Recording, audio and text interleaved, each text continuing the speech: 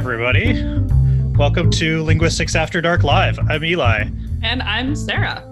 And if you've got a question about language and you want experts to answer it without having done any research whatsoever, we're your podcast. So settle in, grab a snack or a drink, and enjoy. Hey, Sarah, how you doing? I'm good. How are you? I'm doing all right. Ready for this? Also, so right before we started, my cat took a flying dive onto the desk, and I was like, no, and she is back. So I'm keeping an eye on her over here. We may have a guest host for this live show. Excellent. My cat is not a big fan of the basement where I currently am, so he will probably not make an appearance. Yeah, she has an uncanny knack for when I'm on a video call. Here she is. This is Cleo. Off you go, Cleo. Wow. She is just going to be super insistent. All right. What are you drinking today, Sarah? Well, I'm finishing up an iced coffee that is not mostly actually from Dunkin'. It is I drank that this morning and then I made more coffee. But I also have what is this? Down East double blend cider that I might crack open later. Nice. How about you? I'm gonna hopefully get a big nice. Nice. Yeah. So this is an Allagash North Sky here. Our mutual friend Sky was showing this off a little bit earlier, and I was like, that'd be great. We've had a bit of a cold weather. Stout will be wonderful. Today it's like 75 and sunny. So warm weather stout. There you go. All right. Well, welcome everybody. So lovely to see folks in the chat and all that. And for anyone new, we're super excited that you're here. And Eli, how does this work? Tell us about the show. So our listeners send us questions, but today we'll be taking questions live. And as usual, we have 3 rules. 1, all questions are fair game. 2, we're not allowed to do any research whatsoever. And 3, if you stump us, and be gentle on the live show, we have to drink. So for today, since we're taking questions live, how can our listeners out in internet land ask us questions during the live stream? So our producer, Jenny, who is here behind the scenes, she just doesn't have her camera on. She will paste a link into the YouTube chat whenever we are coming up on time for a new question. And it'll be the link to the Zoom call that Eli and I are currently on. And you can click on it and you'll enter the waiting room, and then we will admit people one at a time to ask their questions. So be chill. And if you keep your camera turned off, your face will not appear on the stream, just like Jenny is not visible right now. If you want to be on the stream, you can turn your camera on. And yeah. And of course, we love audio questions. It's really fun to have people actually speak their questions. And if you're comfortable being on camera, it's a great opportunity to ask us questions about sign language or gesture. And while we're getting all of the rest of that set up, some general thanks and acknowledgements.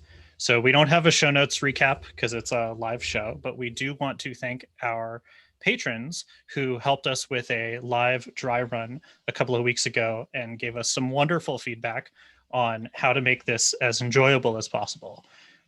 Current and future patrons can replay that show anytime from the link that we've posted on Patreon. And if you want to support us, links to our Patreon and Ko-fi are in the description below. So you can just pull that down and click on that. Tips are greatly appreciated as always. And we also want to thank all of our patrons whose support helped make live captioning possible today. We have given our captioner, Kelly, a linguistics-oriented dictionary to help her prepare, especially for this event. But by the nature of this being an unscripted live Q&A, it's quite possible that y'all would come up with topics we didn't predict.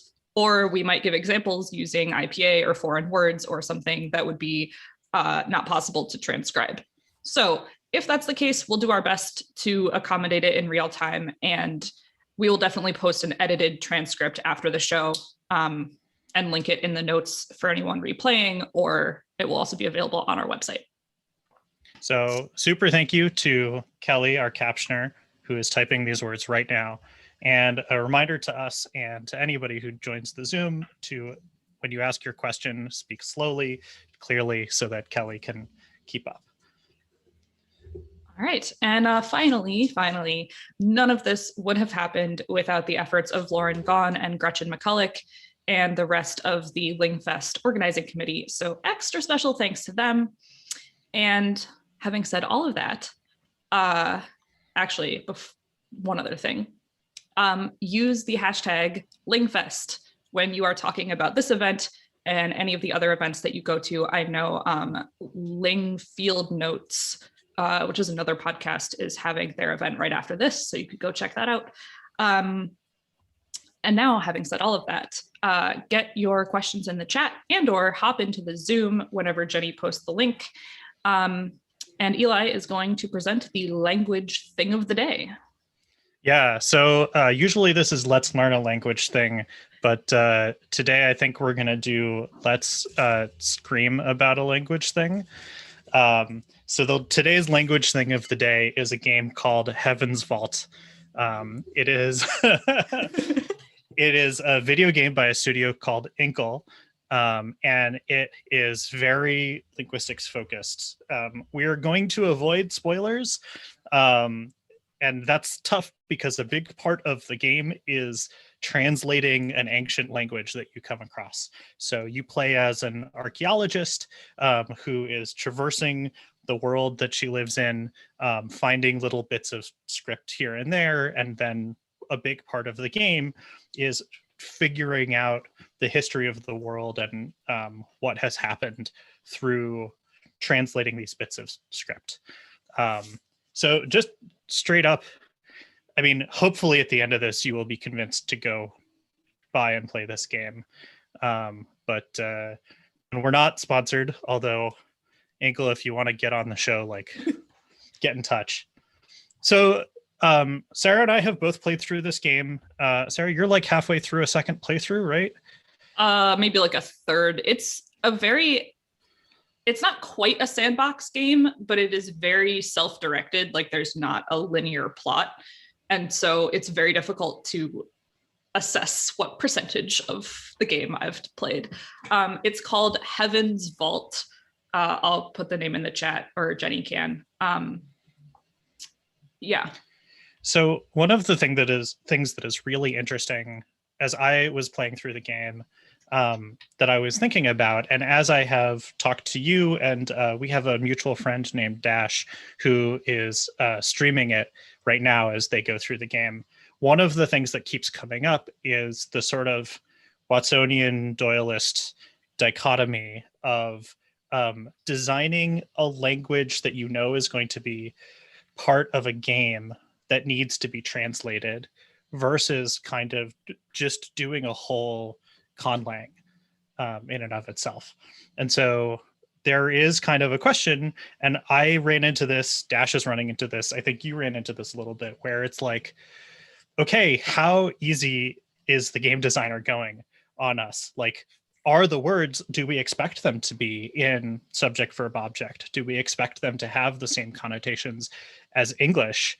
You know, when you do a conlang, you a lot of times reach for other stuff. You say, oh, like, here's a thing my native language doesn't have, and I want to incorporate it, play with it, that sort of thing. What did you have any thoughts on this? I thought they balanced it really well between making it accessible to a largely English-speaking audience, but it is definitely not just English written in funny letters. And I do think that you and I and Dash to an extent have had the tendency to go, oh, well, I shouldn't assume that this language is anything like my language and like way overthink things. But that's also part of the fun. And it's also really interesting. Actually, I was talking to Dash earlier today about this, and they were talking about like an assumption that they had made about a certain type of noun, and that the word knowledge didn't really fit into that class of noun, but it clearly did based on the text that they were seeing, and like, what do I think about this? And then they were like, well, you know, just because I don't consider knowledge, there's Dash in the chat. Yes, we are talking about Heaven's Vault, and I'm talking about you. They said, like, you know, just because I don't, you know, we have like earth, fire, water, air, knowledge. Like, that's not one of the core elements. But also that it could be, like, in the Heaven's Vault world, it could be. And so, like, maybe that's a Doyleist thing, and maybe that's a Watsonian thing, but like, it's just a really interesting way to think about story writing too. Yeah. And just in case anybody is not familiar with those terms, they come from Sherlock Holmes, where the frame story is these are journals that Watson is writing, but the actual author is Arthur Conan Doyle. And so Doyleist means from a perspective of the author or outside the story, and Watsonian means from the perspective of inside the story. God, seriously, she's really... Yeah, I think that it is interesting because you also learn about some of the inbuilt kind of, I don't want to say assumptions, but features from the world. You can look at the language and the glyphs that you see and see some underlying semantic connections.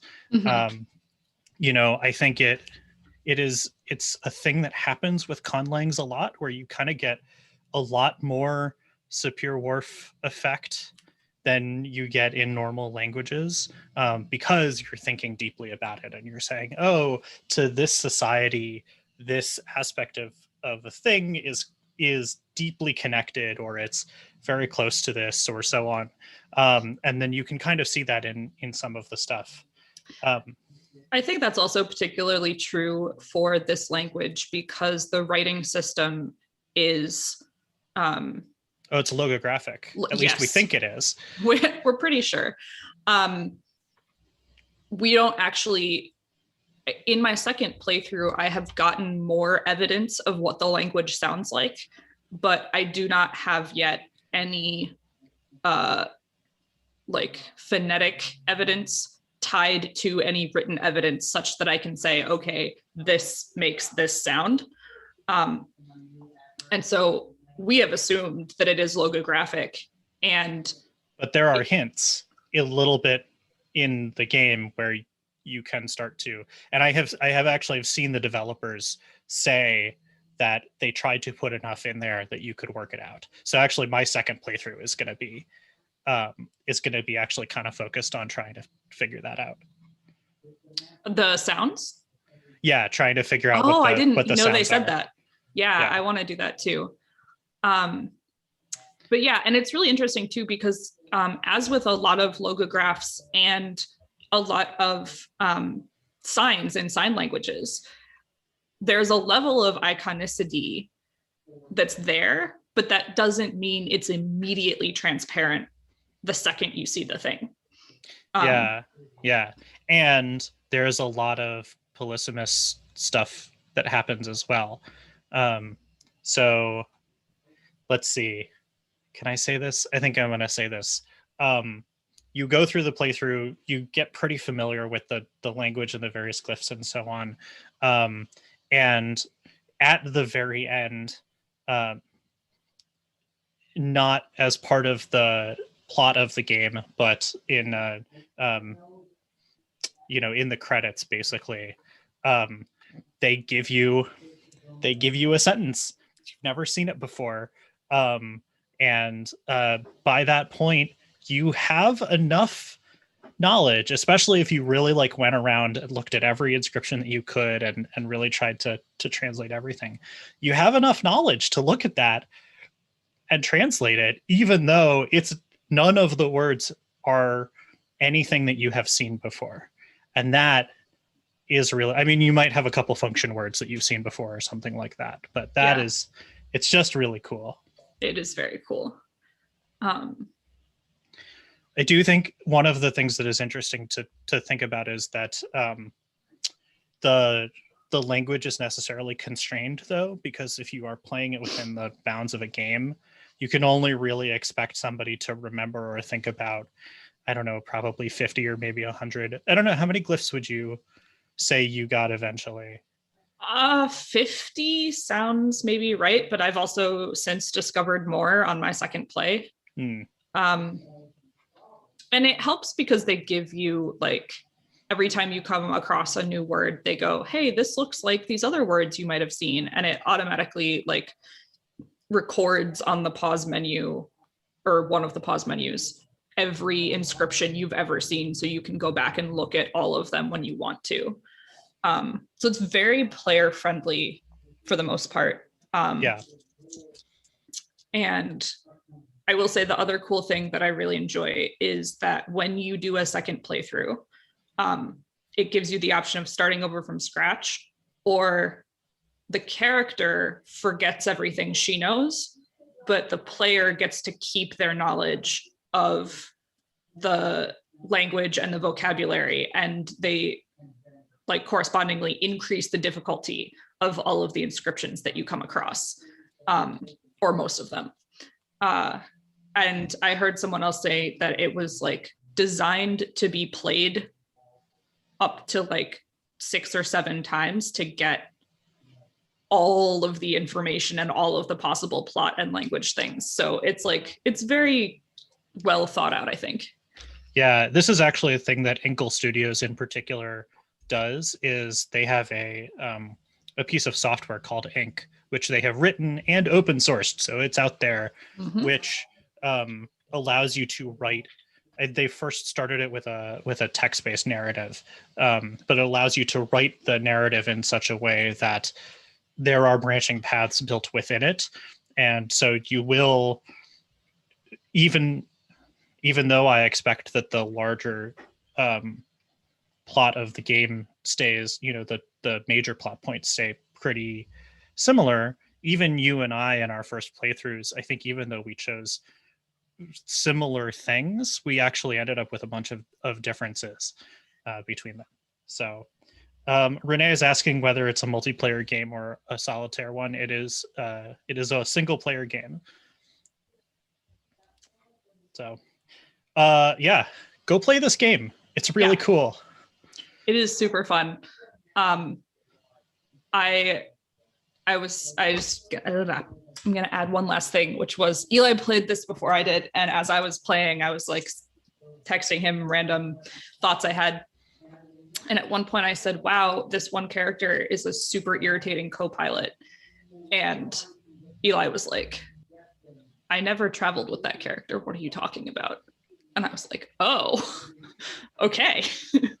Because up till that point, we had pretty consistent experiences, I think. And I made a very different decision at one point than you did. And it changed not the whole outcome, but but it meant that we had some really different experiences later in the game, just because we had a different personality in one of accompanying the main character. Yeah, it was very cool.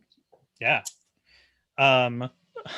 Also, this is just a tiny little plug, and then we're going to get on to questions right after I say this, which is, so Sarah and I and Jenny and a few other folks run a convention. It's a literary, sci-fi, fantasy, etc. convention called CrossingsCon. We're doing a digital version of it this year, and one of the things that we will be doing is a spoilerific panel for Heaven's Vault. So The con will actually be free, so keep your eyes open, keep your ears open, and play the game before August, because we're going to dive super deep into the linguistics of it and the language and all of that stuff, but it will be very, very spoilery. So, yeah. Cool. Go play this game. It's so cool. If you like language, you will like this game. All right. On to real language questions submitted by real listeners. Yeah. All right. So we're going to start with our questions, and I'm going to give a quick thing. If you want to send us a question in the future for a recorded episode, you can email it in text or audio to questions@linguisticsafterdark.com. And speaking something out loud in an audio file is super handy for phonology and accent questions. Also, for the rest of these questions today, Jenny will be holding us to about 10 minutes per question, and we risk high voltage shocks if we do not comply. So we'll do our best. It sounds like we are going to start with Naomi's question in the chat. Actually, I think Renee has been waiting for a little bit. So I didn't let's see go she with was in them the first. Got it. Yes. All right, here we go.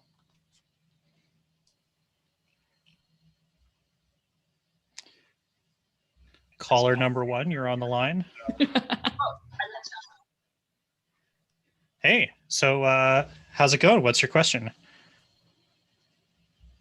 I'm having. There you are. Yep, there we go. Can you hear me? Hey. Yes. So, yep. How's it going? What's your question? You should mute your computer, though. This is my dad. It's fine.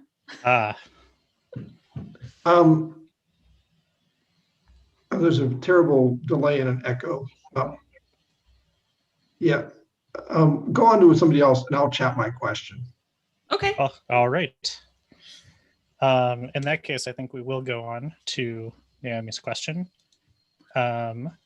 So they ask, as you know, in England, we call underwear pants. What I want to know is, why do we say a pair of pants, but a singular thong?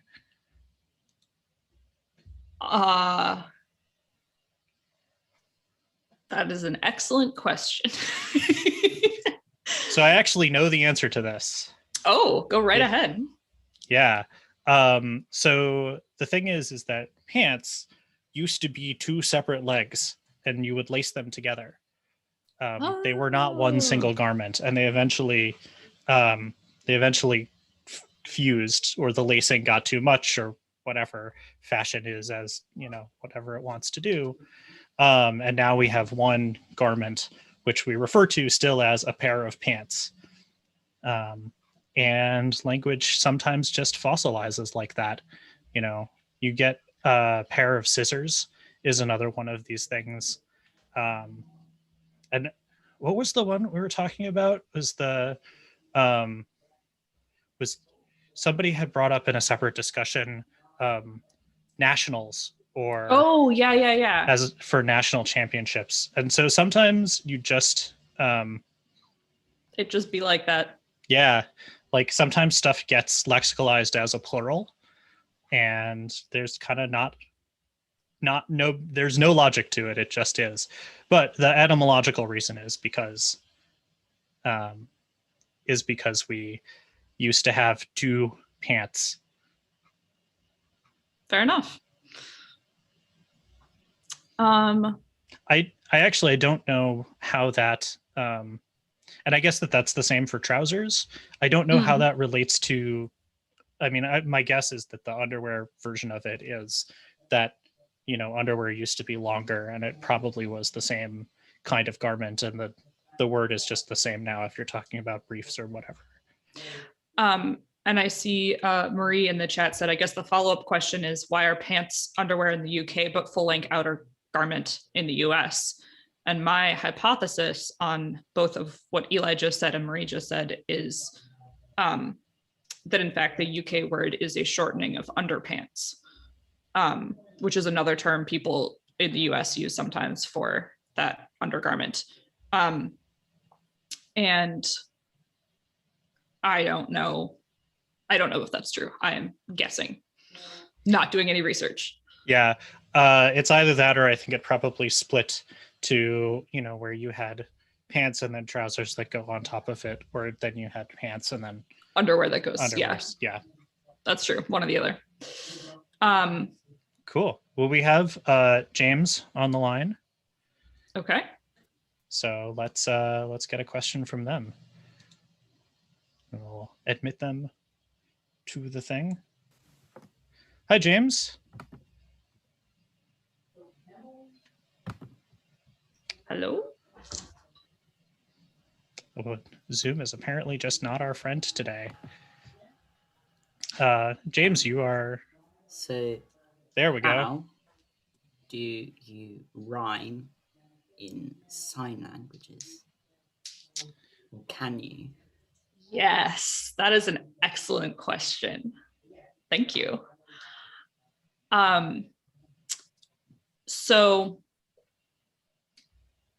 Okay, so you can rhyme, sort of, and you can definitely do poetry. There are a lot of really awesome American deaf poets out there. I'm sure that there are also awesome poets in other countries who are deaf, but I don't know about them. But one of the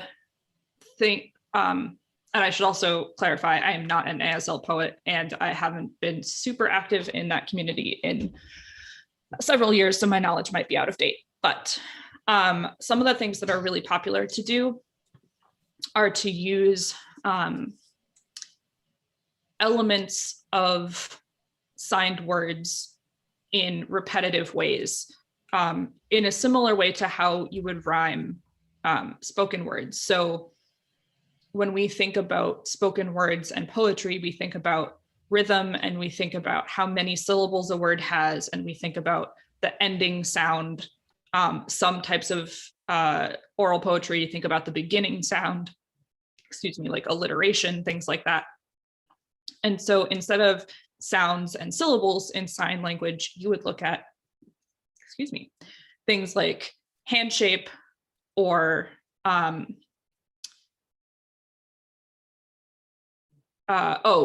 repeating the question. So sorry. So James's question was, in sign language, can you rhyme things, basically? And so some of the types of things you would see in a sign language is repeating the hand shape, or repeating the motion, or repeating the placement of the sign. And so there are whole poems or jokes or like tongue twister type things where you pick a hand shape, say it's this hand shape, and you try to only use words that use this hand shape. That's so cool. So you could be like, oh gosh, now I'm like blanking on all of my vocabulary. But you could be like drunk acting something. I don't know. I've completely run out of vocabulary. Or there's like, like people, bicycle, something like that. I don't know any of these off the top of my head, but those are the types of things I've seen. And my personal favorite is doing the acrostic, where in American Sign Language and in many, but not all other sign languages, you have these hand shapes that represent the written letters of the local alphabet.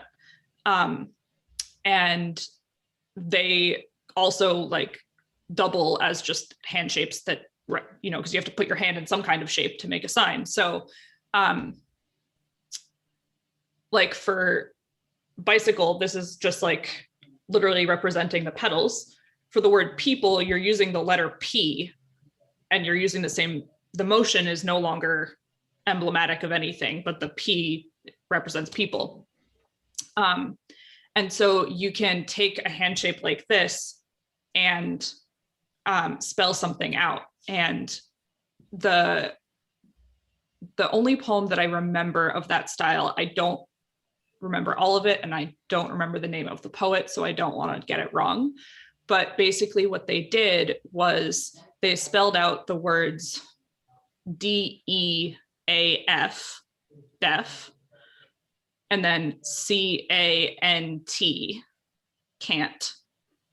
And using those 8 letters, they listed 8 things that they felt they were barred from doing because they were deaf, and like their frustration with that. That's super cool. It's so cool. That's taking the imagery of poetry to the next level. Like, yeah. I will definitely, we're not doing research now, but we typically do research after the show and put stuff in the show notes, in the description of the video on our website. So we will do that for this. Hopefully we'll have that up about a week from now. So keep an eye on social media, keep an eye on the channel. But I will definitely look up, I think that's going to be Clayton Galley, but I don't remember for sure. Yeah, it's very cool. From a, I guess from a phonetic or phonological point of view, this makes a lot of sense, because talking about the features of segments in sign, with a spoken language, you have segments which are the sounds, but in a sign language you have hand shape and motion and location and that kind of thing. And so if there is a rhyme rule or an alliteration rule, because a lot of languages have an alliteration poetry, like they don't rhyme, they use alliteration instead, that depends on having the same segments at the same place from line to line or utterance to utterance. So it is nice that the linguistic parallel works as well, where you're taking a segment or a feature or something and using it in the same place over and over. Yeah. Cool. Thanks, James. That was a really excellent question. Yeah. Love being able to give examples on camera. Jenny, what should we go for next? Okay, cool. So my dad put his question in the chat. Recently read an article about ablaut reduplication as a pretty firm descriptive linguistic rule, but do you know where it came from? So why does it say okay to say, why does it sound okay to say flip flop, but flop flip sounds ridiculous? Oh, that is good. I have not heard, I mean, obviously as a native speaker, right? Yeah. Familiar with the concept, but I've never heard about ablaut reduplication as a sort of documented phenomenon, although I guess it makes a lot of sense. Yeah.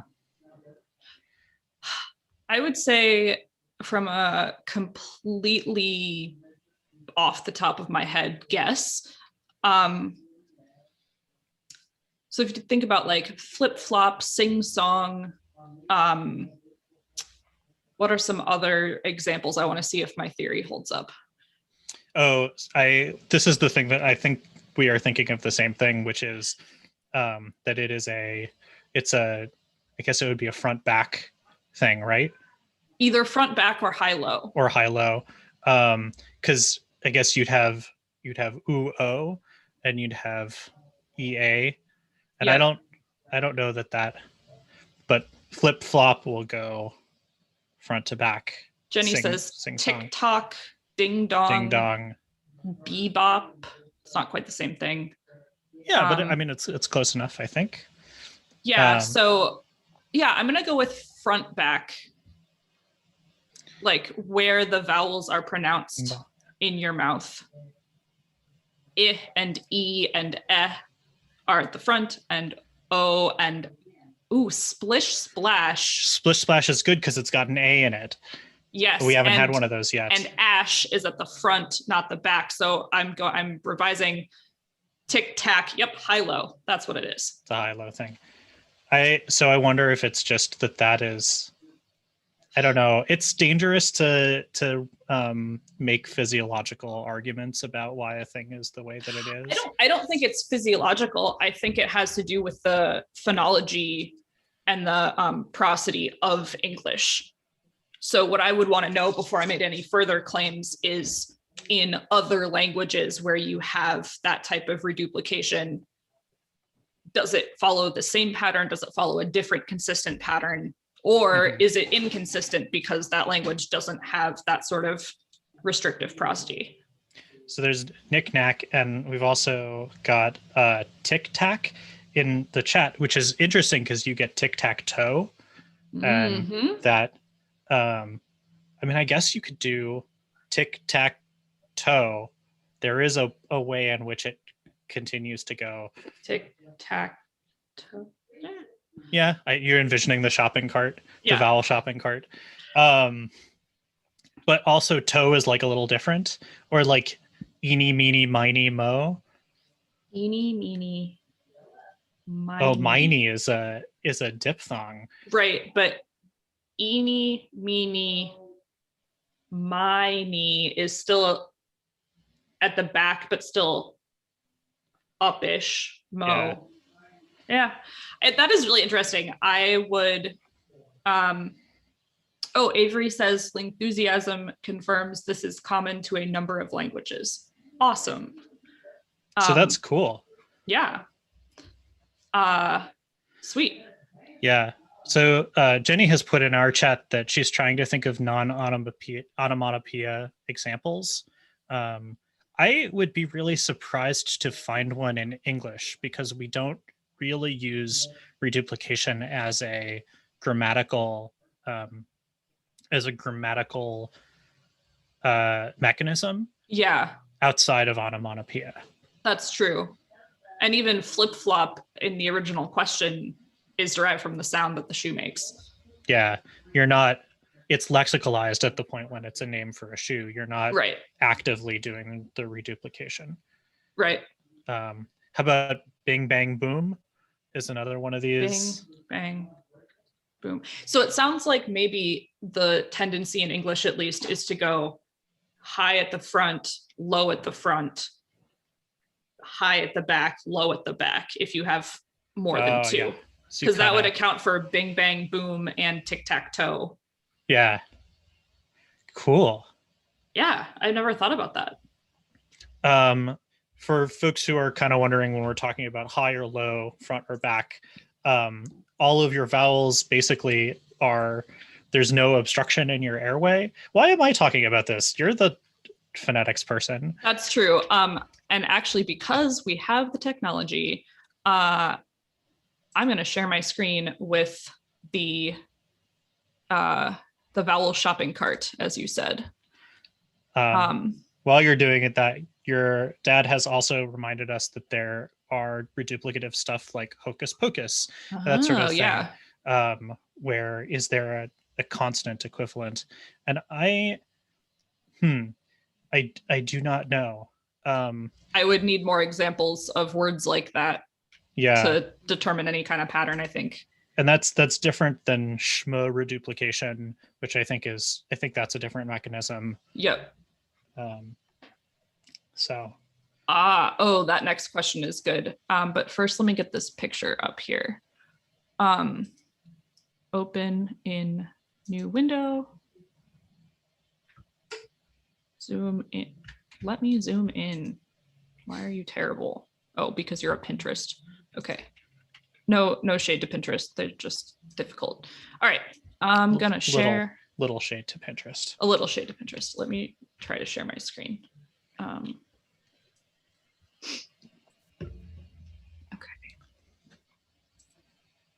This is during the very first Linguistics After Dark, which was a live panel. We had a whiteboard. Yes. That was very useful for these kinds of things. That's true. Okay, so hopefully y'all can see on the stream now this diagram of vowels. And it sort of vaguely represents the shape of your mouth. So like up here, you would have your top teeth. We're vampires today. Down here, you would have your bottom teeth. And then your tongue is like somewhere in here, right? This is very scientific. And it's only like kind of mouth shaped, but people have taken to calling it the vowel shopping cart because it's also kind of shaped like a lot of at least North American shopping carts. I don't know about other places. And so if we're looking at words like flip flop, here's the flip and here's the flop. So we're going from top to bottom. If we have like tick, tack, toe, we're going top, bottom, and the front, and then to the back, or bing, bang, boom is up there. Yeah, that's basically that. And this is basically your like mouth position or tongue position as you're saying the vowels. Yes. Like where are you putting? So when you say the word, all of these, they've done the examples with what we call minimal pairs. So all of these English words, except for boy, they start with a B, they end with T, and the only thing that's different in the middle is the vowel sound. And I assume they have boy in there because boit is not a thing. But so if you pronounce the word beat, you can feel like basically welcome to being a linguist and saying random words over and over at yourself and freaking out your roommates.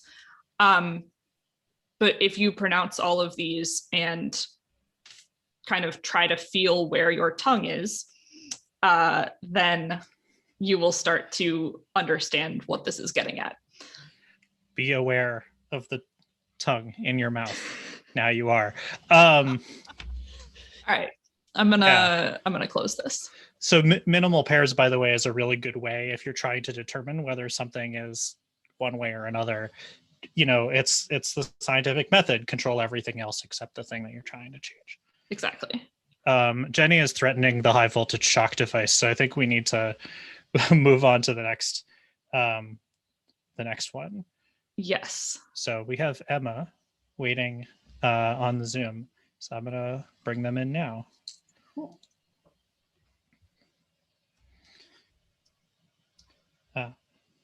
Someone has mentioned schma reduplication in the chat. Yeah, that is a different mechanism, I think. Hi, Emma. Oh, still connecting to audio. God, Zoom. Car says. Emeril, I'm really sorry that you're already aware of your tongue. That was not planned. I mean, we do say if you weren't, right? That's true. For new listeners, that's usually our closing tagline. Looks like Emma is still connecting to audio, so I'm gonna give her a few more minutes. So yeah, I guess. I'm gonna just comment really quickly while Emma gets connected on Josh Chen's question in the chat about the opinion, size, age, shape, color, origin, material, purpose, adjective, order. It does happen in other languages. Actually, my colleagues were talking about this in the group chat recently, because a lot of them, I mean, most of us are native English speakers, but I teach at a high school and a lot of our language teachers are native Spanish speakers and other languages, but they were the ones talking about it. And they were like, oh, I never actually learned this when I was learning English. And like, hey, English speakers, does this check out? And it's not like 100% solid, even in native minds. Like you can say, I think, was it Big Bad Wolf is opinion or is size before opinion. But we don't object to that. But yes, typically in a lot of languages, there is like a kind of unspoken expectation of what order you're going to list things in. And I know like in French, for example, most adjectives come after nouns, but adjectives that have to do with beauty, age, size, goodness, or number go before the nouns just because they do. Yeah, I think this is one of these things that is like deep native speaker knowledge. So people could go their entire lives without realizing it. For sure. And honestly, like, I think it would probably take me an entire week to sit down and figure out what it is in English outside of someone telling me. Yep. So Emma's audio has connected and they have been patiently waiting muted. So Emma, what is your question? Please unmute and ask. Hey, sorry about that.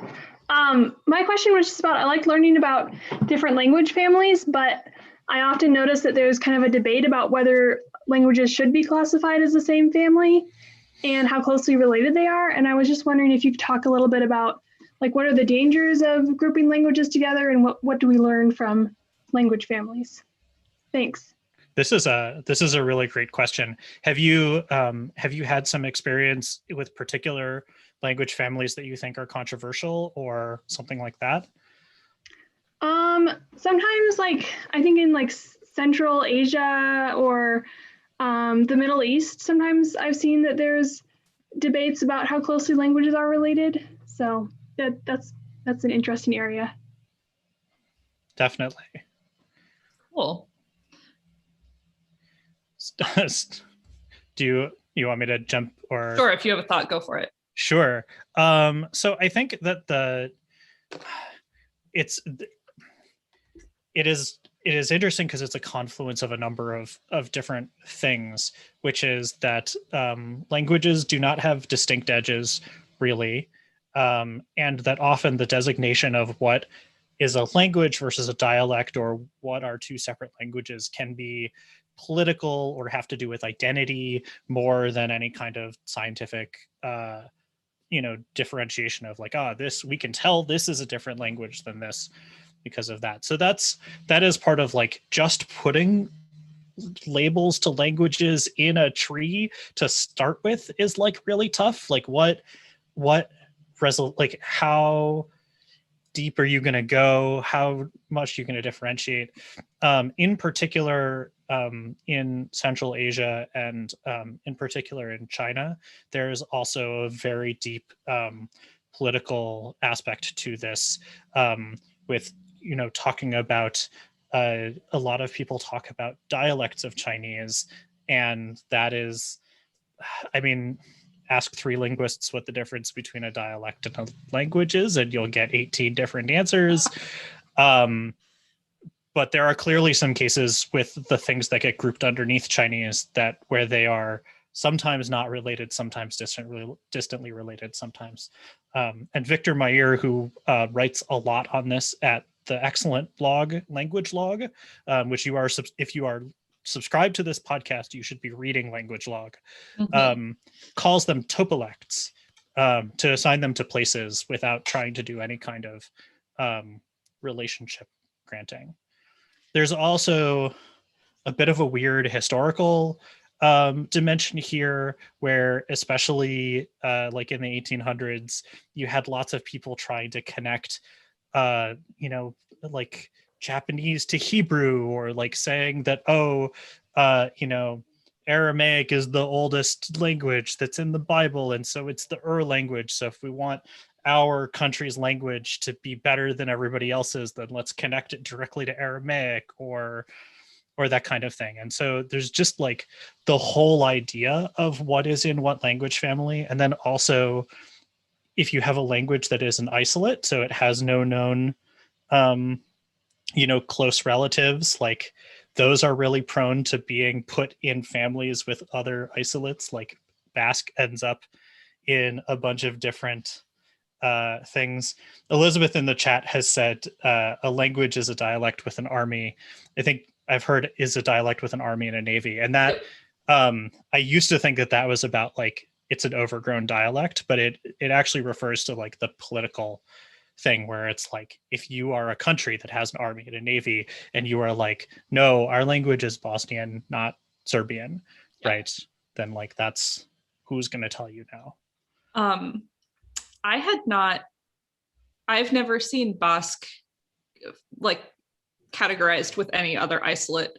And that just kills me if people are doing that, because like the whole point is things that are 5 things that are unrelated doesn't make them related to each other. That's not how relationships work. But when it's the 1800s and linguistics is new, you want to be the person who discovers that Finnish and Basque and all of those are That's true. all the same. Yeah, I think everything you've just said about the political difficulties in particular is a lot of it. And I think the other difficulty is in, I mean, it's still sort of political, but like who's doing the classifying? Because I think there's a fly in front of my face, sorry.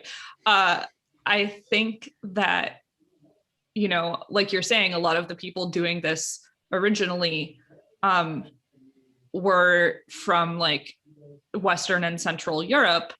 And so we've got from them a pretty solid classification of Western and Central European languages, and even Eastern European languages, except for apparently Anna is saying grouping Basque with Hungarian. That's a new one. So like that's reasonable, but if you take the same logic or the same people and they know nothing about the languages of India or China, or Avery mentioned Arabic, which is its whole own thing, they probably don't have enough of the underlying instinct or like cultural understanding to actually draw a decent family tree.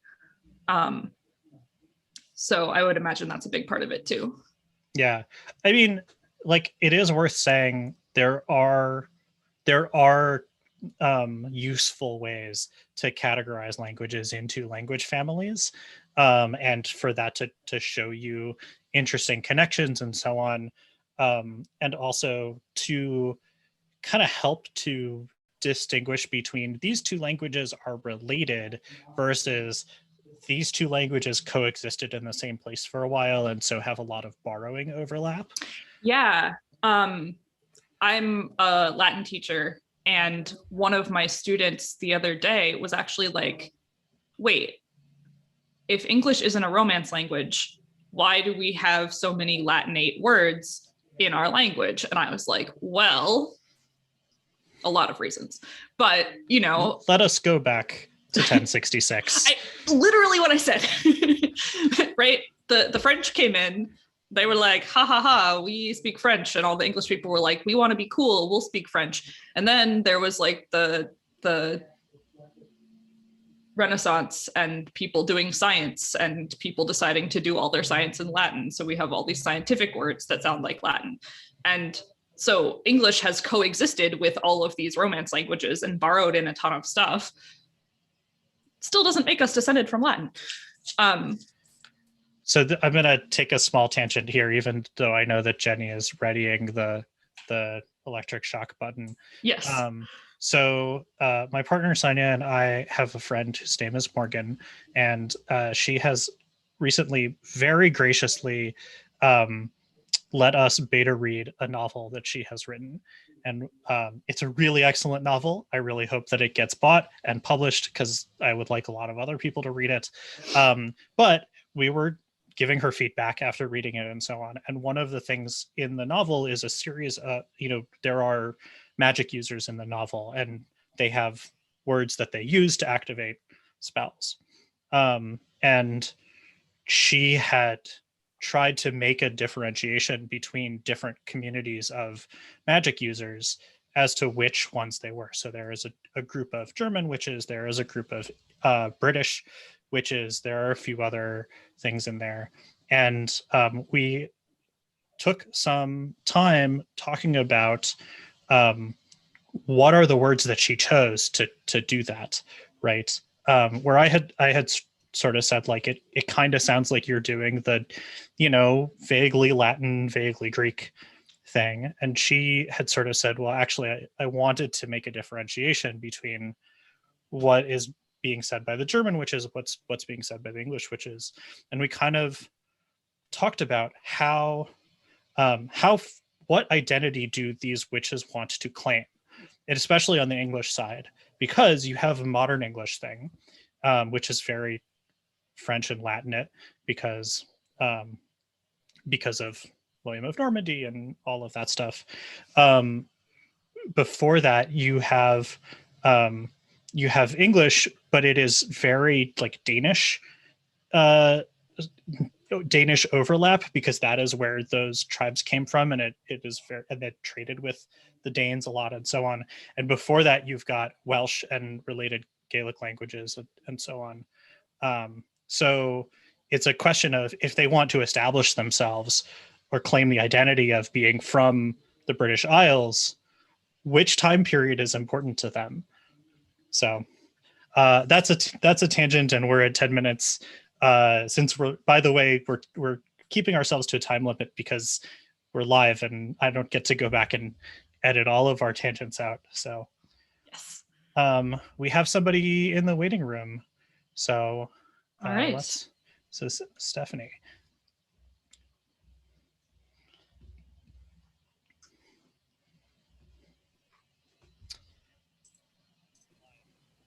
Hey, Stephanie. Hello. What? Can you hear my audio okay? Yes, you are all good.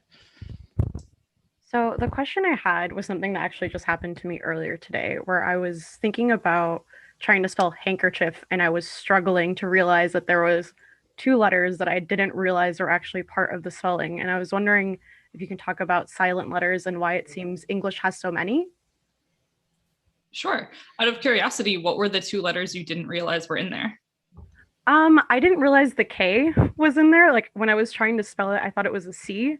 And then I realized that the D was also there as well. I was trying to sound it out, and it was very confusing. I had to Google it, and I felt ashamed. I mean, no one should feel ashamed for needing to figure out how to spell an English word. Before I actually talk about handkerchief, I want to talk about a tweet that I have seen multiple people share with me in the past 3 days, which is about the word dragon. And we'll find the tweet and link it. But it was the parent who was tweeting, talking about their like 3 or 4-year-old kid who was arguing with them about how it should be spelled with a J at the beginning because it's dragon. And I was reminded how much I love the process of watching little kids who are learning to read and write, like sound things out, and the totally reasonable assumptions that they make, which seem so absurd to us who have internalized the rules and forgotten about that period of our lives. So anyway, that was a cute story, and I want to remind us to find that link. As for handkerchief, I think there's a few things that have happened. One is that handkerchief is a compound of hand and kerchief. And part of the problem is that we, or at least I, don't really have kerchief in my dialect anymore. Like that is an outdated word to me. Yes, that's true. The only place I have actually heard it, and the only reason I know that it is a word, is because the Night Before Christmas poem has a line about I in my kerchief and Ma in her cap. And really, that is the only place I've ever heard that word. But you also see it in, again, a slightly less but still pretty outdated word, neckerchief, which is what you particularly hear in, or at least I have heard in the context of Boy Scouts, who have their little bandana that they wrap around their neck, and a cool little slide up thingy. My dad is crying at home, I think, at that description. But anyway, and so you have the concept of a kerchief, and then you have the one you wear around your neck and the one you carry for your hand. So like that's where that word comes from, and that's why the D and the K are in there in the beginning. And sure, a bolo, I believe you. I don't know that word. And so, yeah, go ahead. Well, and so it's one of these things where it, as you say, handkerchief, that cluster of consonants is not a thing that happens in English really well, and so it's hard for us to say it because it just isn't a thing that we're used to saying. And so I think over time you start to drop letters out or change them to different sounds or that kind of thing. Yeah. So actually, what I would imagine is, so what Stephanie said about assuming it was a C for kerchief, like, sure, I mean, it could be. And then otherwise what's happened is the D sound has disappeared first. And then when you get NK or NC, the sound pops up in the middle, just like in words like drink and ink and all of those other words. And so without the D in there, you get handkerchief, and then that smooshes into handkerchief. There's that, and the D drops out because if you make the k is, and then d, you'll see that your tongue is in the same place, which is on a ridge on the top of your mouth called the alveolar ridge. And so it's really easy to just drop the D out because d and n is pretty similar. Well, and also because k is hard. Yes. And so if you don't need it, and like, especially because there isn't a word handkerchief and a word handkerchief that we have to separate in any way. And so there's no reason to carefully keep that D sound in there. Marie makes a good point in the chat that also we have a word hanker in the language. And a lot of times you will see that words follow patterns that already exist. And so it hasn't happened with handkerchief. Well, so handkerchief's pronunciation from hand to hang probably is influenced by hanker, but we haven't respelled it, and it doesn't seem like people have reanalyzed it so that the meaning is different, or the that hanker becomes kind of part of the word. Sometimes that happens, and especially when those things are folk etymologies or they're like in progress, they're called eggcorns, because some folks have taken acorn and said, oh, I think that word is eggcorn because it kind of looks like an egg textured like a corn. Yeah, this is can I talk about spelling? Do we have? Sure. I mean, we don't have time to talk about spelling. I'm going to talk about spelling for just a little bit. English spelling.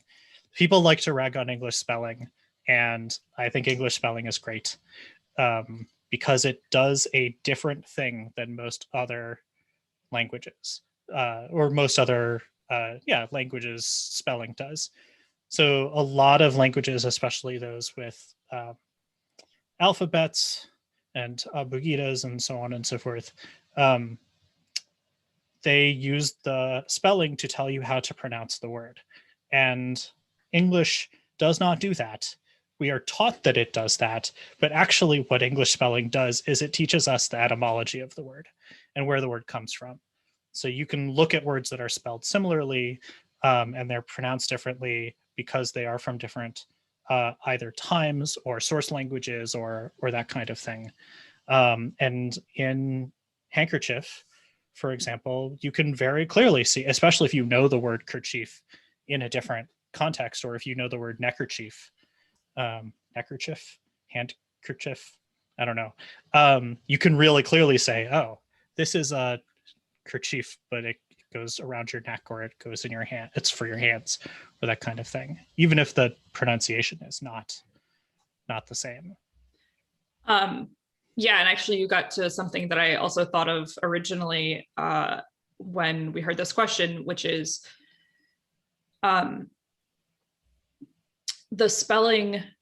It shows us the source of the word, and in some ways it shows us the pronunciation of the word. Oh yeah, I And- mean it at least hints toward it. Yeah. But now I have lost my train of thought. Oh, sorry. No, that's okay. Oh no, I remember. So, but the other part of the thing that has happened with English spelling is not only have words come from different languages or different periods of time, but a lot of the actually native English words, the Germanic, Danish, English words, were phonetically spelled at one point.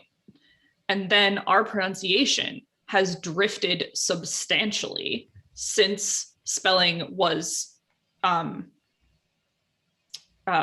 standardized, and we never updated the spelling. And another part of the, I shouldn't say problem, but another part of the puzzle is that when spelling was becoming standardized, when what's his name, Webster wrote the first like major dictionary, the different words that people, the different words that got included in with a phonetic spelling by the people who used those words the most. And so some words are phonetically spelled like Southern England would pronounce them, and some words are phonetically spelled like Northern England would pronounce them. And even if both words existed in both regions, if, for example, sofa and couch both exist everywhere, but the Northerners prefer to say sofa and the Southerners prefer to say couch, and I am making that up completely, so please don't quote me, then you would get the Northern spelling of sofa and the Southern spelling of couch, and those might not match up phonetically because maybe they have the same sound in them, or maybe they don't, but they could, or whatever. So Right. So for dictionaries, I think Johnson wrote the first one, but Webster's in the US, and there is an additional thing there, which is he's the guy who decided to drop the U in color and to spell center differently and so on.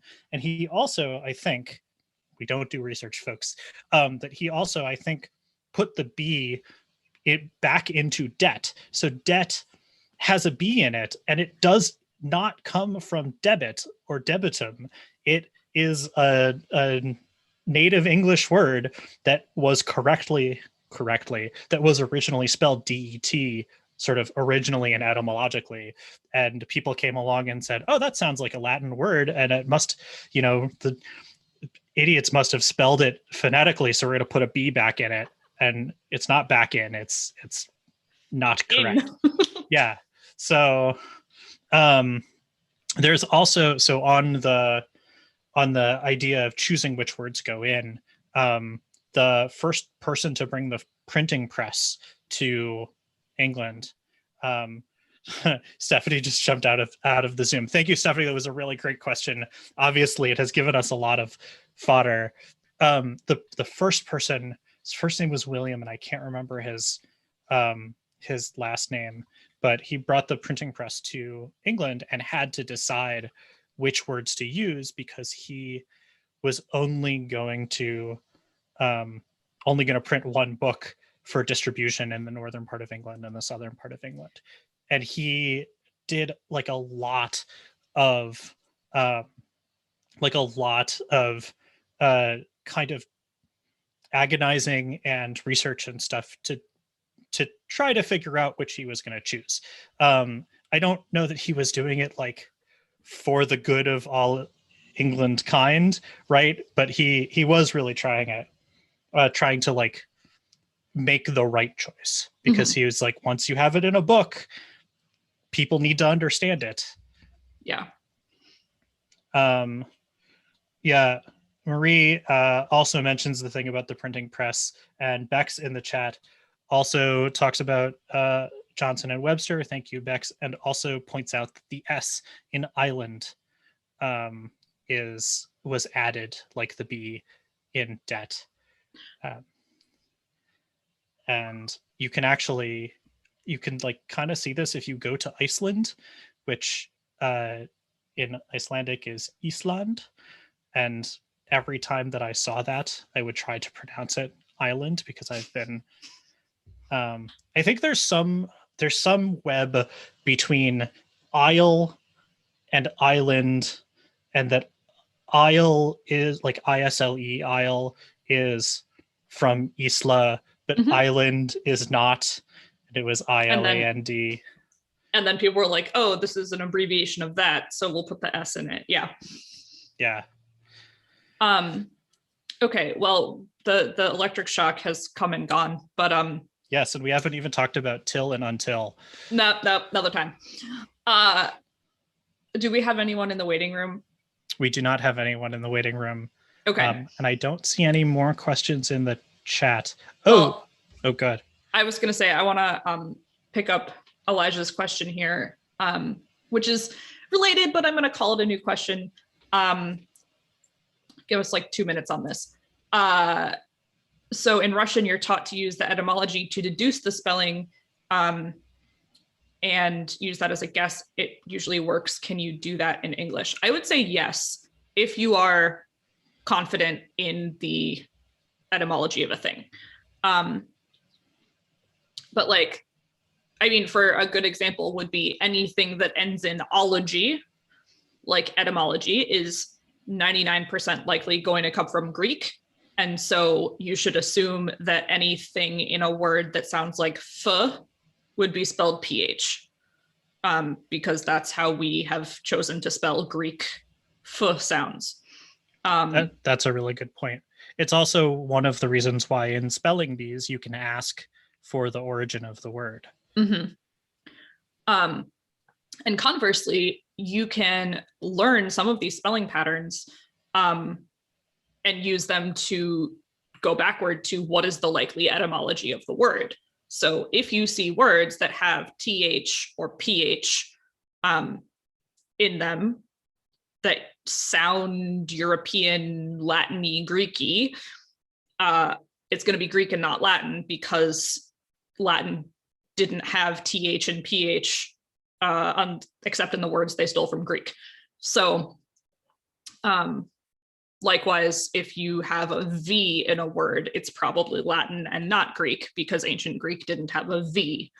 Modern Greek is different, and ask me about that another time. Okay, should we move on to Anna's question? Yeah, let's. So Anna says, when and why did English switch from numbers in a hundreds, ones, tens pattern, like German, a gentleman on the wrong side of 5 and 30, to the modern hundreds, tens, ones? I am going to use this as a really good example, or a sly way to plug another podcast called The History of English.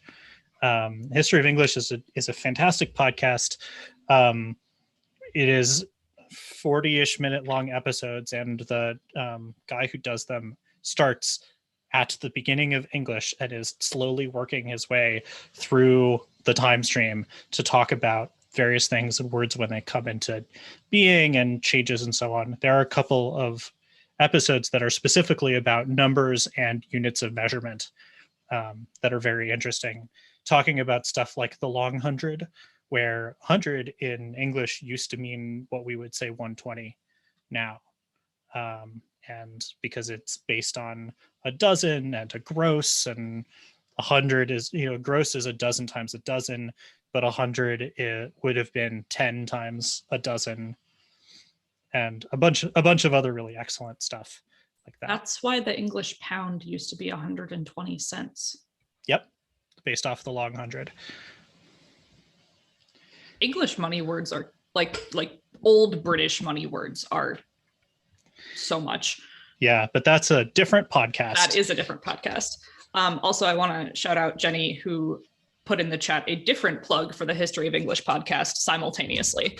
Oh no, that was me. That was also I thought I wasn't going to get a chance to do it. So okay. Well, I was really impressed that you guys were so much on the same wavelength, but it was just Eli. The other thing that I want to take that as an opportunity to talk about is I personally know nothing about why English does that or did that or whatever, but I have a fun fact about French. And it has been a pretty popular meme on the internet in the past decade or so to make fun of the fact that French, if you count by tens, you go 10, 20, 30, 40, 50, 60, 60, 10, 420s, 420s, 10, 100, which means that if you say the number 99, you say 420s, 19, which is a ridiculous way to say 99. And the system in and of itself is what it is. I don't know why it's like that, but it is, and that whatever. What kills me about this counting system is that they used to have the words for 70, 80, and 90. Like, they are extant words in older French literature. And whether it was intentional or just someone started counting 60, 19 and someone else picked it up and suddenly it stuck, there was a semi-conscious movement from 60, 70, 80, 90 to this nonsense. Yeah. And that just really, really infuriates me as a human being. I can see why that would be infuriating. I was all ready to be like, well, like maybe there was a duodecimal, like base 20 system, which you see a lot, especially in European languages, but also all over the place. I was ready until my friend, a French teacher, who I think listens to this podcast, shout out Adam, told me this. I was like, whatever, they can do their stupid 20 math, I don't care. And then he was like, no, they used to count by tens and then they just stopped, but only for some numbers. And I was like, okay. Anna, by the way, says that Swiss French still uses those God words. bless the Swiss. Which I don't remember that from when I was there, but also I don't speak French basically at all. So I probably looked at it and was like, that looks vaguely like a Spanish word. I can translate that. Yeah, so I wonder. So I don't think that this is like a French influence thing, because Anna pointed out that the example that they gave is from Sense and Sensibility, which on the order of the history of the English language is a fairly recent work, and is definitely several hundred years after, after French came in. I kind of just wonder if it is a thing that people started to do, or if we went through one of those waves of like, we must make the language more logical. Why do we count from hundreds and then ones to tens when we could count? Sometimes see this, people say that like, the American system of writing dates is illogical because it doesn't go from smallest to largest or largest to smallest. But honestly, I do not know. So I think, Anna, you have stumped us, and we are going to drink. In addition to Sense and Sensibility, there's also the 4 and 20 blackbirds. Yeah. What do you call that? Nursery rhyme? Yeah. I think it might be called 4 and 20 blackbirds. Well, I meant, what's that genre? Oh, yeah. Yeah. But so I think that, the pattern is old.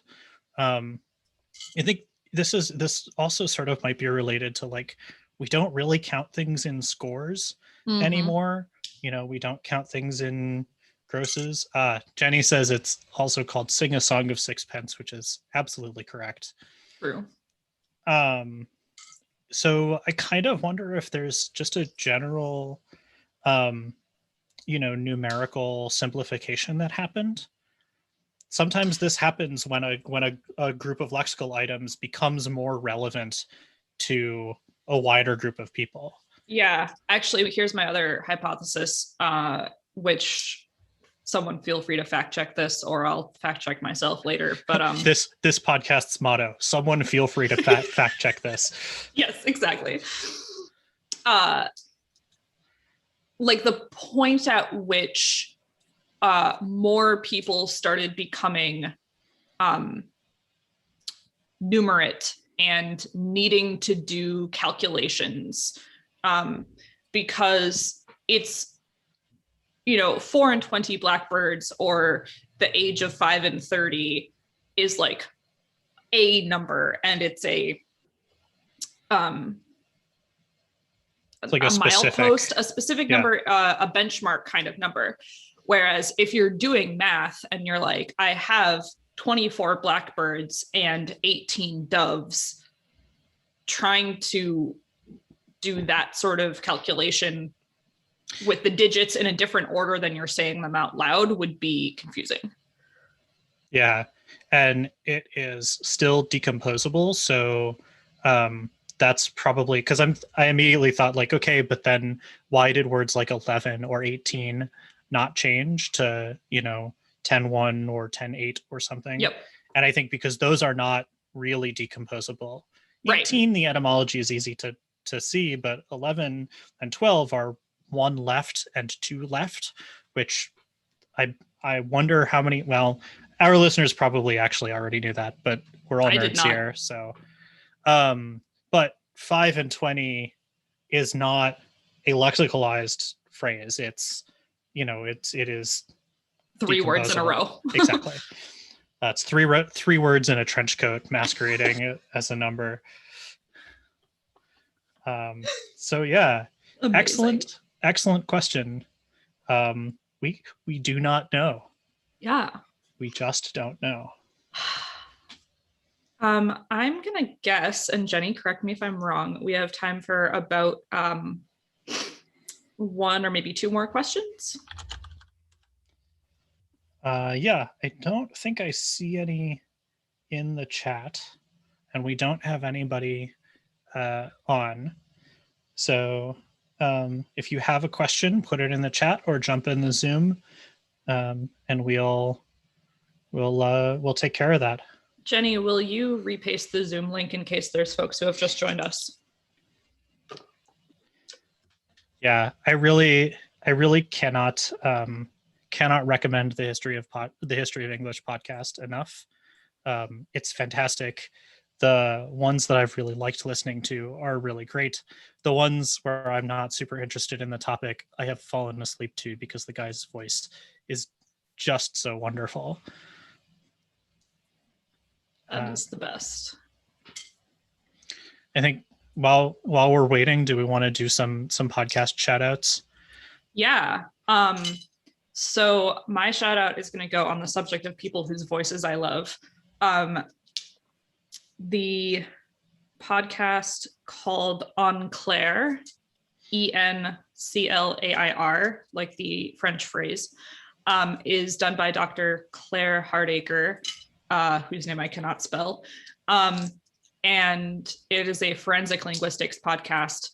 I don't know where in England she's from, but she has a really lovely accent, and her voice reminds me a lot of Tom Scott, who is a YouTube person with a similar voice. And I would listen to either of them, like read me a cookbook or something, but instead they tell me really cool things about language, which makes me happy.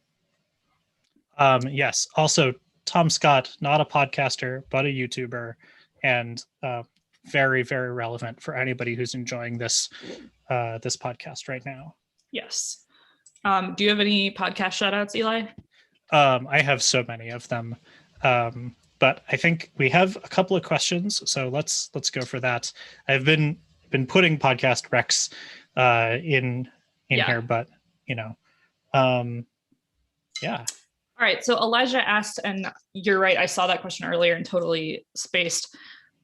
Is there an explanation for the ubiquity of subject, verb, object, and the non-existence of object, verb, subject word order across world languages? I'm gonna take a drink. I don't. Yeah, so OVS, object, verb, subject, is attested. So actually, no, I think it's attested, but it's attested in like 1% I was about to say I think that all of the combinations are attested, but I don't 100% know. I have the same instinct, but certainly OVS is like, yeah, and also like different languages are more and less strict about word order, and so trying to decide whether a language is, for example, SOV versus OSV can sometimes be really difficult. Yep. That kind of thing. I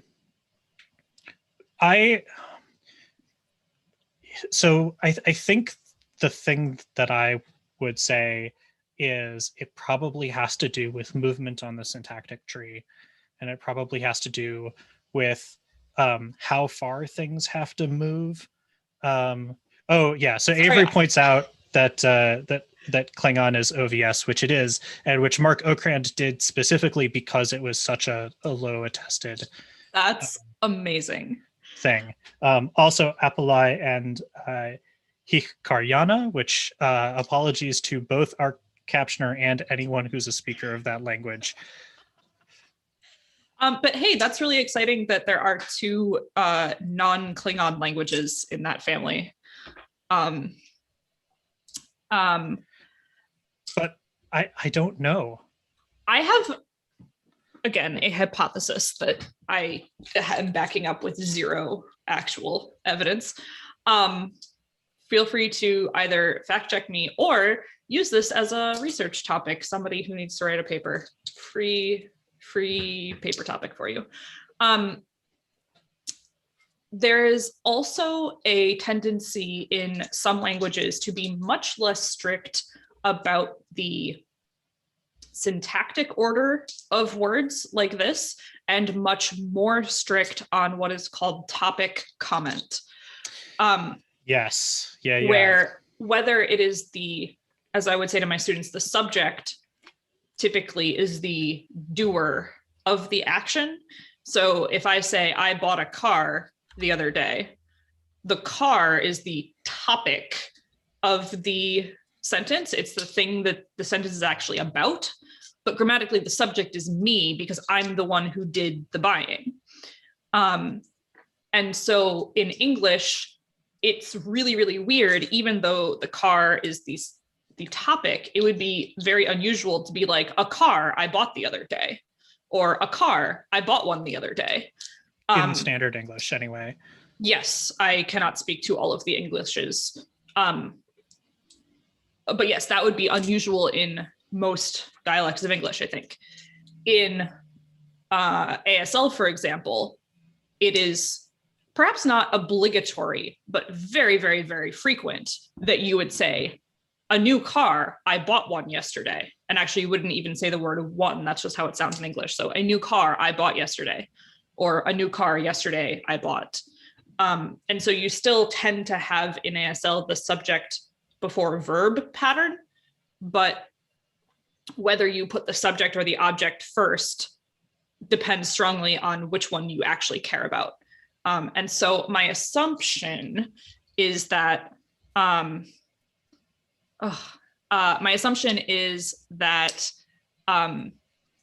things like OSV or OVS, rather, what we're talking about, is that that is the least likely order of topicing, commenting. Yeah, I could totally see that. I don't actually have any idea if that's true, but that's kind of what occurred to me. You might also have a pragmatic reason where things are more surprising, like where you are waiting for essential information when you're looking at OVS or something like that, because subject tends to be important, or something like that. But I think relating it to topic comment kind of shows that categorizing languages with where their subject verb object order is a topology that, or not a topology, a typology, a classification scheme that originates from scholars in languages where word order is important and where that makes sense to do that. And I think if you if we had a lot of linguistics research coming out of languages that were organized in a topic comment, you could just as clearly ask, why are these languages doing half comment topic, back half of their comment Yep. kind of thing, right? Yep. Or why are they doing topic, comment adjunct, right? Yeah. And why is that weirdly common? Yeah. And Marie in the chat makes a good point that English can make most of these other word orders work, but it feels a little meandering or it feels a little forced. And that's true. Like almost every word order, well, that's a gross overstatement, but a lot of word orders are possible in English, but they might not be natural or they might not be neutral. Yeah. And oh, sorry. No, go ahead. And one of the reasons for that is that English doesn't have strong case marking, and so it's really unclear what a given noun is doing in a sentence unless you have word order. And case marking and word order and so on is a whole other thing. So somebody sent us a question about that, but we are not going to go into it here. But I do want to say it can feel meandering or it can get marked in some ways. So for example, if you have somebody who is an immigrant from Germany, for example, or Poland or Russia, I sort of have this in the like Eastern European Jewish immigrant thing where you will often get a topic comment kind of a thing. It also makes me think of Yoda, who a lot of people, when they try to do Yoda speak, they go object, subject, verb, but citation needed. But I would expect that an analysis of Yoda's speech patterns would conform more to topic comment than object, subject, verb. Yes. And I think that frequently topic comment in English comes out as object, subject, verb because that's the only time it's not distinguishable from subject, object, verb, or subject, verb, object. Yeah. Awesome. Very cool. Cool. We had one other question, but it was about baby speak, and I think we did that in episode 2. So do we want to do that, or do we want to? Yes. Well, I don't actually want to recover that, but I see that Elijah came to the same conclusion in the chat that we came to in our podcast episode, which was it's probably just a register, like a formality level, basically. Yeah, definitely. I mean, not definitely. I don't know that we ever went and did research on it. Yeah, Lingthusiasm did a bonus episode on this recently, as Marie points out. But yeah, go listen to episode 2, and we talk about it, I think, at length. Yeah. But thank you, Elijah, for also pointing that out. I think that's it's a really good observation. I'm gonna guess we have time for maybe one more question, if anyone has one. Trying to think if I have any other podcast shout outs while I'm at this.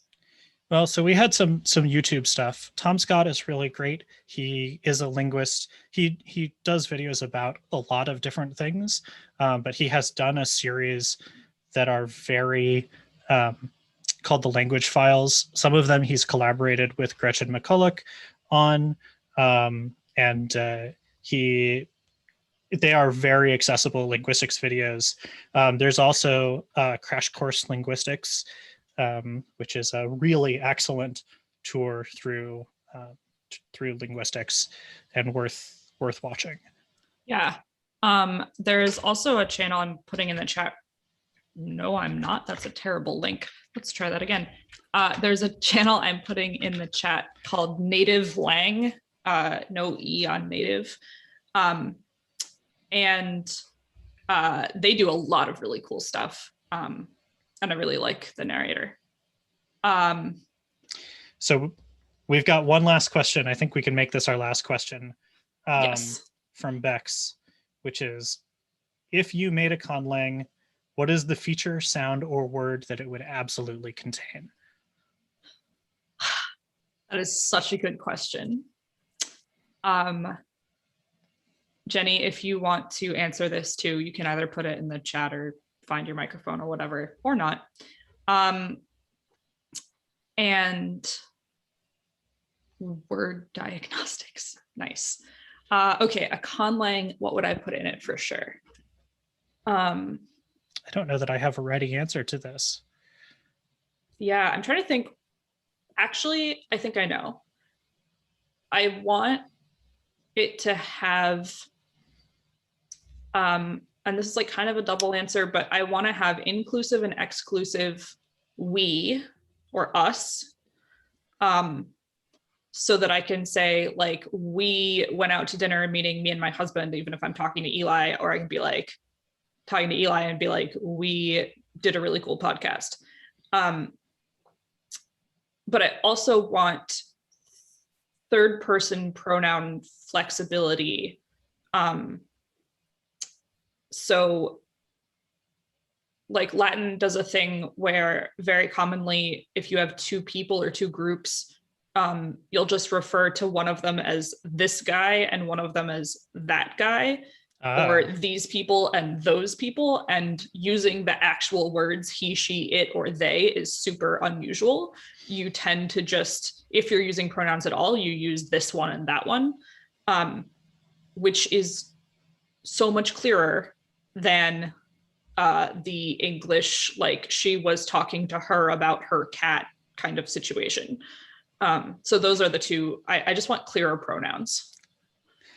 Don't we all?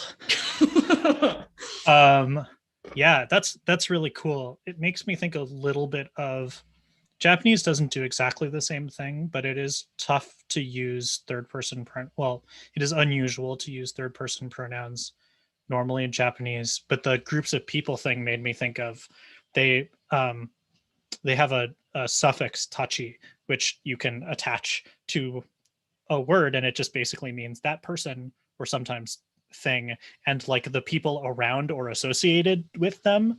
That's And so very clever.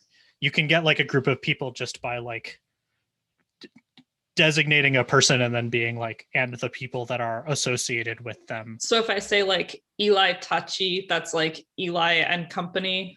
Yeah, and company is actually a really great translation of it. But it can be metaphorical or it can be physical. So it can either be like that person and the people near them, or it can be like that person and their family, or and their sports team, or and whatever. That's awesome. I really like that. For my conlang, I feel like I would want to do some kind of variation on something that we have, but like that we have seen attested but flipped. Like Lauren Gaunt talks about that she did a conlang where they have base words for smells. Oh yeah. Where in English we have base words for tastes, but all of our smells are allusions to like, or comparisons to like fruits and things and stuff. It would do something like that. Or I think I would go just really heavy on infixation and circumfixation. Because those are neat and they don't get used a lot, and I feel like they would be really fun. Very cool. Good question, Bex. Thank you. Yeah. Cool. Shall we move on to the puzzler? We shall, and I gotta give a shout out to my mom for this one. She, I think it's from the New York Times, but she's been getting these like daily puzzles and just sending them to me for fun. And I was like, oh, I'm gonna steal these for the podcast. She was like, okay, cool. So let me find my share screen button again.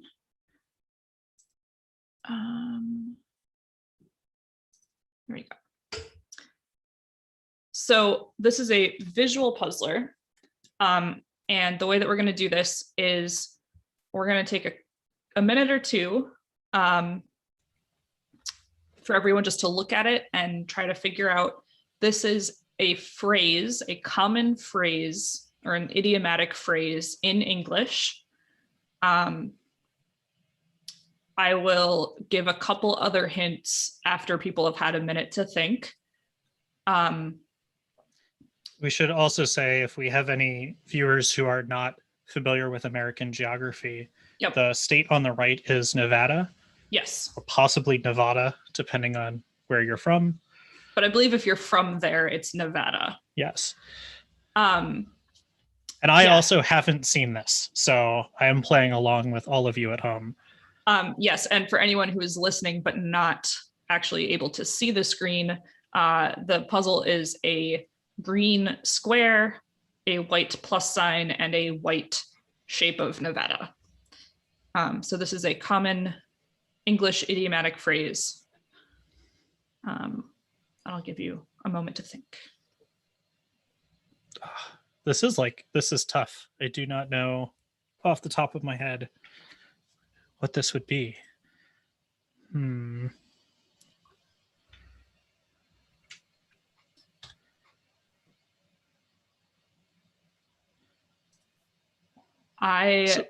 Oh, go ahead. Oh, I was going to narrate some thoughts. So I'm thinking, is it important that it's green? Is it important that it's a square? Is it important that it's both of them? I'm thinking about Nevada has a postal abbreviation that is NE. NE sounds like the word any.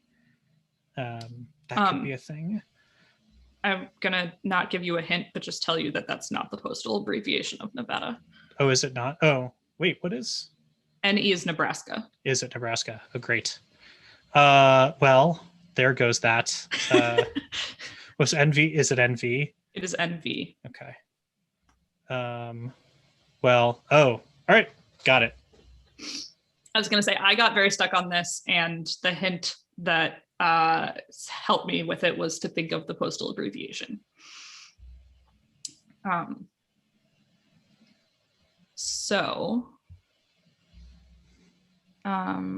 It's okay, Marie. The postal abbreviations are just like not they're not always sensible.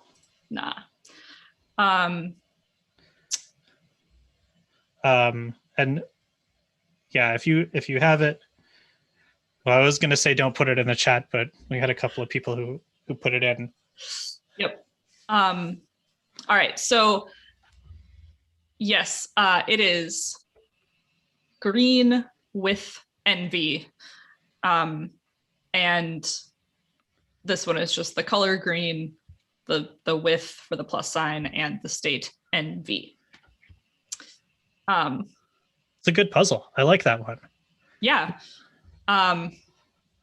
It's all good. No worries about the spoilers. Yeah, so this is fun. I'm enjoying the visual puzzle, getting to do that with you guys, and hopefully we can do more of that on future live shows. If you want, actually, no, never mind. I had half an idea. It's fine. I'm gonna stop my screen share. Excellent. Yeah, so I think that's the puzzler. We had no previous puzzler, so if you have been current with the podcast, you know that it's been a little bit since we have put one out. We have 3 podcasts recorded. We need to get them edited, and by we, I mean I am very sorry, but a move happened and a whole bunch of stuff, and I will get back on the horse. Yeah. For that. So, and I think that brings us to the end of the show. Yeah. So that's it for this episode. Thank you to everyone for watching, for asking questions, for joining us to the live show. This really was a lot of fun. It definitely was. The Linguistics After Dark is produced by M. Fosing Enterprises. Audio editing is done by Eli. Question wrangling is done by Jenny. Show notes are done by me. And captions today were done by Kelly from eCaptions. Our music is Covert Affair by Kevin McLeod. And could go either way. I've seen that name pronounced McLeod. That's all I know. Our show is entirely listener supported, so you can help us out by visiting patreon.com/mfozzing, EMFOZZING, and by telling your friends about us. That link is also in the description along with our Ko-fi link. Every episode, we like to thank our patrons and reviewers. So today, special thanks to Ralph, Callie, Rachel, Dre, Bex, and Mitch from Patreon, and shout out to all the folks who actually talked to us on Twitter and Instagram and YouTube during our accidental hiatus. So Genevieve, Mo, Tuttle, Elijah, Sunny, Claude, Adrian, Sky, Meg, and Naomi. You guys are the best. We love hearing from you, and please keep it up. Yeah, so find all our episodes and show notes online at linguisticsafterdark.com or on all of your favorite podcast directories. And send those questions, text or audio, to questions@linguisticsafterdark.com. You can tweet them at us at LXAD Podcast. You can follow us on Facebook and Instagram, also at LXAD Podcast. Yeah. All right. And until next time, if you've forgotten about the tongue in your mouth, now you haven't. Thanks, everybody. Bye.